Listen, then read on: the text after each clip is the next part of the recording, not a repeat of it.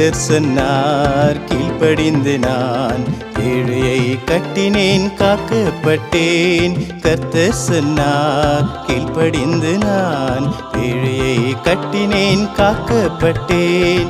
தம்பி தங்காய் நீ கீழ்ப்படிந்திட்டால் கர்த்தர் உன்னை தினமும் காத்திடுவாரே.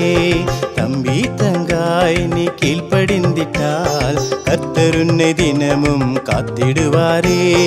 கர்த்தர் உன்னை தினமும் காத்திடுவாரே.